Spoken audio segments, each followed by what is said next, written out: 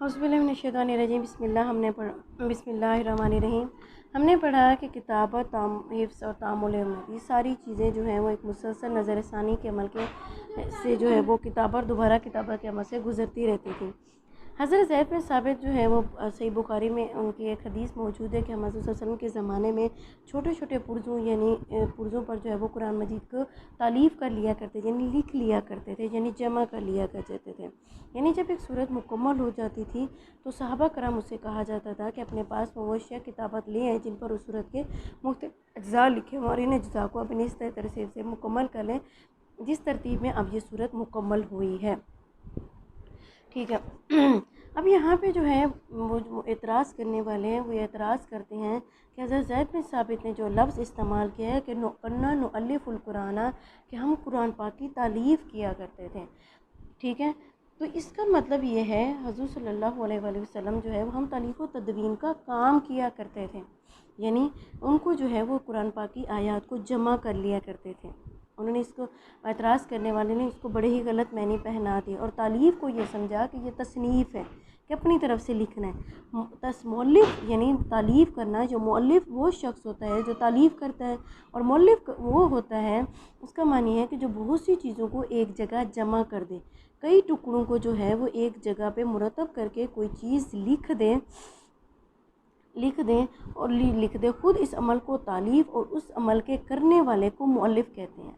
इसकी मिसाल मैं आपको एक चीज़ से यहाँ से समझाती हूँ कि एक शायर है, ठीक है, एक शायर है मुसन्निफ़ है या मज़मून नगार है, उसको किसी को अपने शेर या मज़मून के मुख्तलिफ़ अज्जा जैसे जैसे तैयार हो बिला तरतीब देती जाए, ठीक है, और उससे कहीं कहीं सबको महफूज करता जाए। जब पूरा मज़मून किताब या कसीदा मुकम्मल कर चुके तो अब उसको अज़े से नौ तरतीब से मुकम्मल करेंगे और बताती जाएँ कि पहला हिस्सा जो है वो यहाँ रखना है, दूसरा यहाँ रखना है, और जब ये काम मुकम्मल हो जाए तो कहीं इन सब को फ़लाँ तरतीब से लिख दें। ठीक है। इस सारे अमल में गोया इन सब अज्जा को जो पहले छोटे छोटे और बिखरे हुए थे, अब आपने उसको तरतीब से लगा दिया, पुर्ज़ों और याददाश्तों पर लिख दिया। अच्छा, अब इनको जो है वो पूरी एक किताब की शक्ल में आ गए, जो एक नज़म थी, पहले एक वो थी, सारी एक जगह पे आ गई।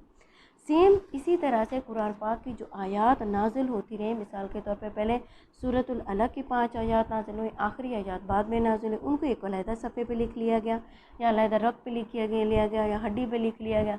उसके बाद दूसरी आयत दूसरी वही कौन सी थी, सूरतुल मुदस्सिर की, उनको एक अलहदा जगह पे लिख के रख लिया गया। अब ये सारी चीज़ें जो हैं वो सेव करते रहे, लेकिन जब कुरान मजीद जो है वो जब कोई सूरत मुकम्मल हो जाती थी, मिसाल के तौर पर सूरतुल अलक की जब आखिरी आयत नाजिल हुई तो अल्लाह ताला ने फरमाया कि अब इनको सूरतुल अलक की पहली 5 आयत के बाद रख दें। अब ये सूरत जब कंप्लीट हो गई, इसको आखिर में लिख दें, तो अब सहाबा को भी ये यकीन हो गया कि ये सूरत अब ये जो है वो क्या हो गई है, कंप्लीट हो गई है। अब जब हज़रत मोहम्मद सल्लल्लाहु अलैहि, ये सिलसिला आखिर तक चलता रहा। जब हज़रत मोहम्मद सल्लल्लाहु अलैहि वसल्लम इस दुनिया से तशरीफ़ ले गए और कुरान मजीद का नज़ूल भी मुकम्मल हो गया, तो उस वक्त कमो बेश 1 लाख सहाबा कराम को जो है कुरान मजीद मुकम्मल तौर पर हिफ्ज़ था। लाखों सहाबा कराम ऐसे थे जिनको पूरा कुरान मजीद तो नहीं, अलबत्ता कुरान मजीद का बेशतर हिस्सा हिफ्ज़ था। हज़ारों के पास पूरा कुरान मजीद लिखा हुआ महफूज था। लाखों सहाबा और ताबीन के पास उसके मुख्तलिफ़ अज्जा मौजूद लिखे हुए मौजूद थे। ये तमाम सहाबा कराम और ताबीन नमाज़ों में कुरान मजीद की तिलावत फरमा रहे थे। इन नमाज़ों के अलावा रोज़ाना अपने दौर के तौर पर अब 3 दिन में, 7 दिन में या महीने में या बाद साहबा रोज़ाना एक बार से जो है वो पूरे कुरान मजीद की तिलावत भी फरमा रहे होते थे। और किसी आसमानी किताब की ये पेशन गोई भी पूरी हो रही थी कि जब पैगम्बर हज़रत मोहम्मद सल्लल्लाहु अलैहि वसल्लम तशरीफ़ लाएंगे तो उनके सहाबा इस दर्जा के होंगे कि उनके सीने उनकी अंजीलें होंगी, यानी वही इलाही जिस तरह अंजील के नुस्खों में लिखी हुई है और महफूज है, इस तरह कुरान मजीद उनके सीनों में लिखा हुआ महफूज होता जाएगा।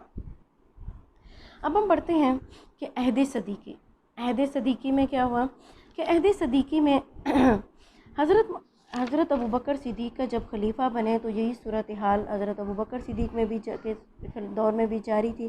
जिन सहाबा कराम के पास जिस कदर कुरान पाक महफूज था वो इसी तरह से महफूज रहा, जिनको याद था वो उसकी तालीम दे रहे थे और तालीम पाने वाले उसकी तालीम पा रहे थे। ठीक है। अब क्या हुआ कि हज़रत अबू बकर सिद्दीक़ के दौर में हज़रत मोहम्मद सल्लल्लाहु अलैहि वसल्लम के तशरीफ़ ले जाने के बाद हर तरफ से कुफ़ार अरब ने हमला कर दिया और मदियान नबूवत यानी झूठे नबूवत के दावेदार खड़े हो गए। مانعین ज़कात علیحدہ کھڑے ہو گئے اور ایک ایسی ایمرجنسی جزیرہ عرب میں پیدا ہو گئی جس کا نقشہ جو ہے وہ حضرت عائشہ ان الفاظ میں بیان کرتی ہیں۔ وہ فرماتی ہیں کہ حضرت محمد صلی اللہ علیہ وآلہ وسلم کے دنیا سے تشریف لے جانے کے بعد مسلمانوں کی حیثیت وہ ہو گئی تھی جو ایک انتہائی سرد برسات کی رات میں جب بارش ہو رہی ہو اور رات تاریک ہو ایک ایسی بکری کی تھی۔ جزیرۃ العرب کی حالت ایسی بکری کی تھی جو اپنے گلے سے بچھڑ گئی ہو، یعنی اپنے باقی بکریوں سے جو ہے وہ بچھڑ گئی ہو اور گلیوں میں کھڑی ہو اور اسے کچھ پتہ نہ ہو کہ وہ کیا کرے، کیونکہ برسات بھی ہے اور سرد رات ہے اور ساتھ میں بارش بھی ہو رہی ہے اور وہ جائے بھی کہاں۔ یہ کیفیت مسلمانوں کی تھی، اور اگر اللہ تعالیٰ میرے والد کے ذریعے سے مسلمانوں کی رہنمائی نہ کرتے تو کچھ نہیں کہہ سکتے تھے کہ کیا پیش ہوتا، یعنی کیا کچھ پیش ہو سکتا تھا۔ لیکن اللہ تعالیٰ نے حضرت ابوبکر صدیق کے ہاتھ میں ان سب کی اصلاحات لکھنا تھی۔ اللہ تعالیٰ نے اپنا کام حضرت ابوبکر صدیق کے ذریعے مکمل کرا دیا۔ اچھا، اب اس موقع پر جب یہ صورتحال تھی، حضرت ابوبکر صدیق نے 12 لشکر مختلف علاقوں میں بھیجے اور اس قدر غیر معمولی جرأت اور ہمت کا مظاہرہ کیا جس کی کوئی مثال تاریخ انسانی میں نہیں ملتی ہے۔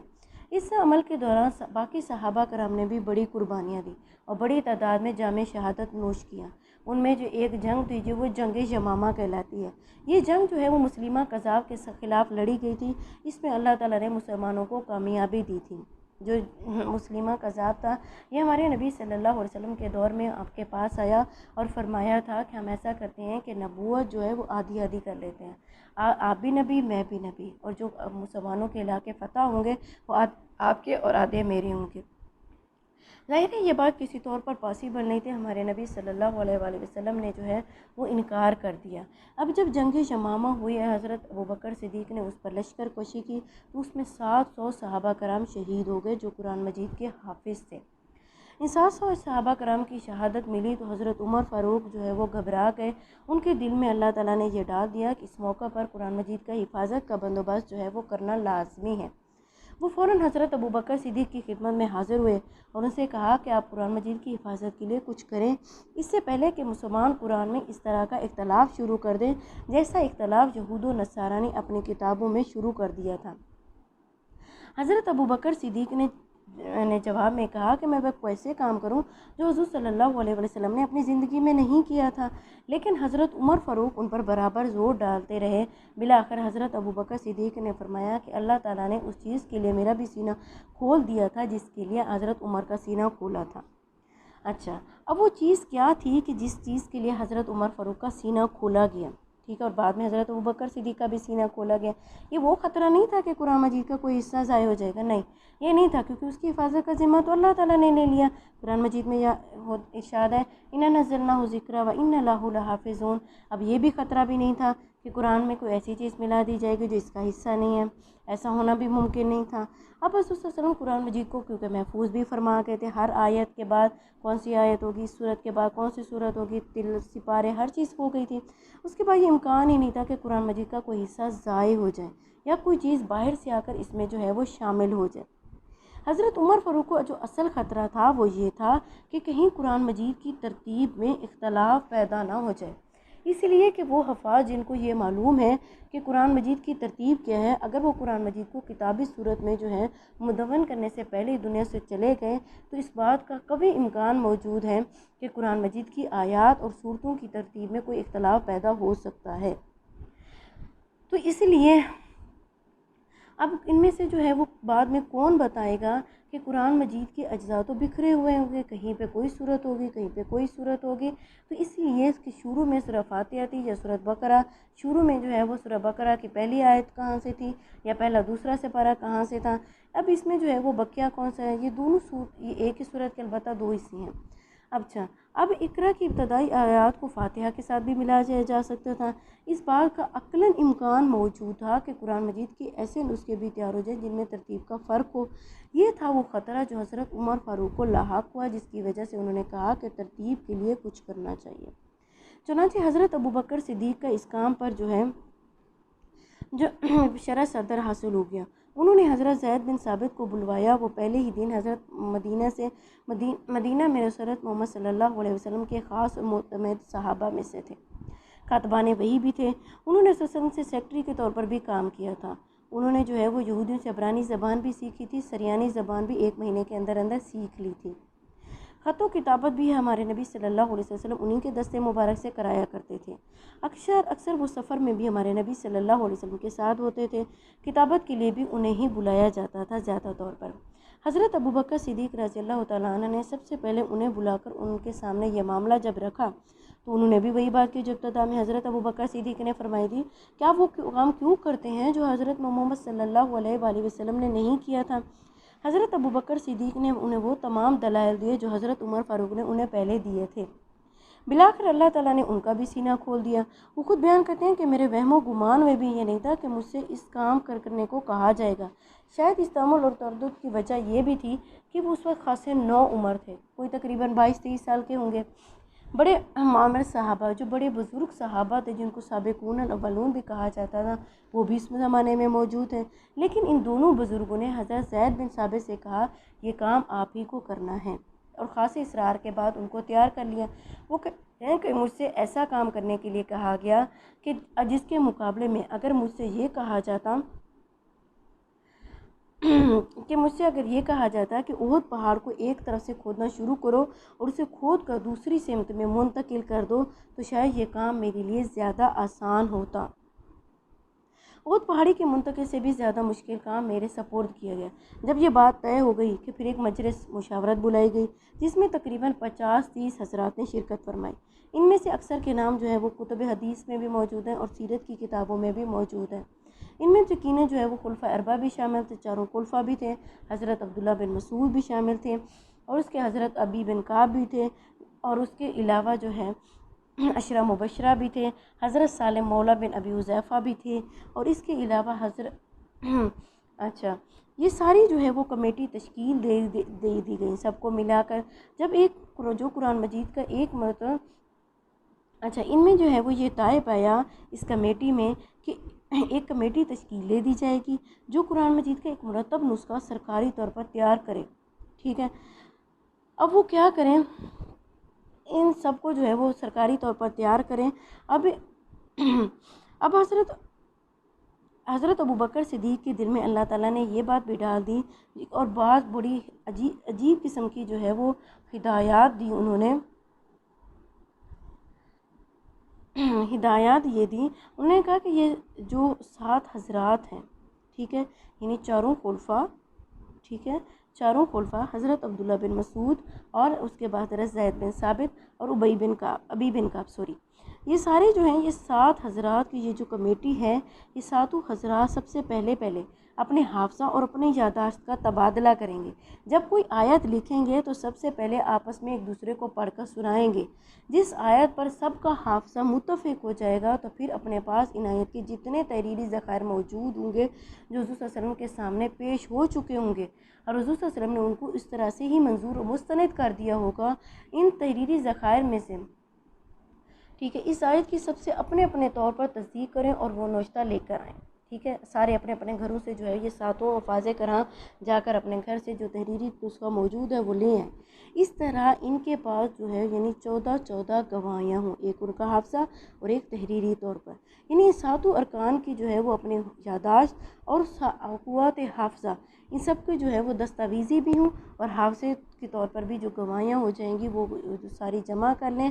اس کے بعد ہر آیت پر مزید 2 گواہیاں کمیٹی کے باہر سے لی جائیں۔ اب یہ کتنی ہو گئی؟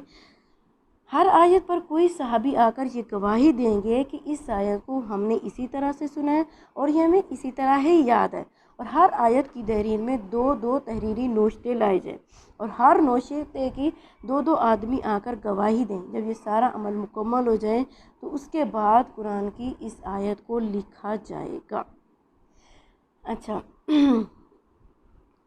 اگر ہم دیکھیں تو یہ کافی جو ہے وہ مشکل کام تھا۔ اس کے بعد ان حضرات سے دوسرا کہا گیا کہ وہ مسجد نبوی میں بیٹھیں۔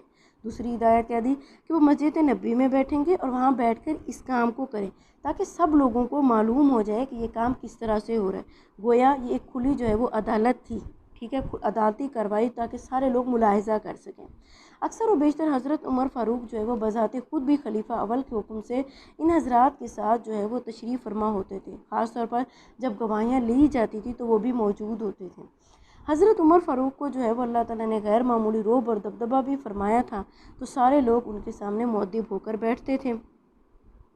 اور یوں یہ سارا کام جو ہے یعنی کمپلیٹ کر لیا گیا چند ماہ میں ہی۔ اس کمیٹی میں حضرت ابی بن کعب، حضرت عبداللہ بن عباس بھی شامل تھے۔ حضرت زید بن ثابت جس پورے کام کے ذمہ دار تھے، انہی کی سربراہی میں کمیٹی تشکیل دی گئی تھی۔ یہ کل 7 حضرات تھے۔ اس سب نے مل کر قرآن مجید کا پورا نسخہ مکمل کر لیا۔ حضرت زید بن ثابت لکھنے والے تھے اور بقیہ صحابہ جو تھے وہ ان کی مدد کرنے والے تھے۔ قرآن مجید لکھنے کا جو اسلوب انہوں نے اختیار کیا تھا اس کو رسم عثمانی کہا جاتا ہے۔ اس کو کیا کہتے ہیں؟ رسم عثمانی۔ اب یہ کیا ہو گیا کہ قرآن مجید کی ایک ایک آیت پر گواہیوں کا سلسلہ بھی مکمل ہو گیا۔ ہر آیت پر 2 گواہیاں زبانی اور 2 تحریری بھی آ گئیں، لیکن سورۃ توبہ کے آخری 2 آیات ایسی تھی کہ ان 2 آیات پر آ کر کام رک گیا۔ یہ سورۃ توبہ کی آخری 2 آیات تھیں۔ اب کیا ہوا؟ اچھا، اب ان کو جو ہے وہ زبانی طور پر یہ آیات یاد بھی تھی، اور ان کے پاس تحریری طور پہ جو ہے یہ 7 ارکانوں کے پاس تحریری طور میں بھی موجود تھی، اور یہ حضور صلی اللہ علیہ وسلم کے سامنے پیش بھی کیے جا چکے تھے۔ کمیٹی سے باہر کے 2 صحابہ کرام نے بھی آ کر یہ گواہی دے دی کہ دونوں آیات سورۃ توبہ کے آخر کی آیات ہیں، انہیں حضور صلی اللہ علیہ وآلہ وسلم نے آخر میں ہی لے دیا۔ 2 تحریری وثیقے بھی آ گئے، ان میں ایک تحریرہ وثیقہ کی گواہی دینے والے 2 گواہ بھی آ گئے، لیکن ان میں ایک وثیقہ ایسا تھا جس کا صرف ایک گواہ تھا، یعنی ایک آیت ایسی تھی جس کا صرف ایک ہی گواہ تھا۔ حضرت عمر فاروق رضی اللہ تعالیٰ نے فرمایا کہ دوسرا گواہ بھی لے کر آؤ۔ انہوں نے کہا کہ دوسرا گواہ تو نہیں ہے۔ اب ہم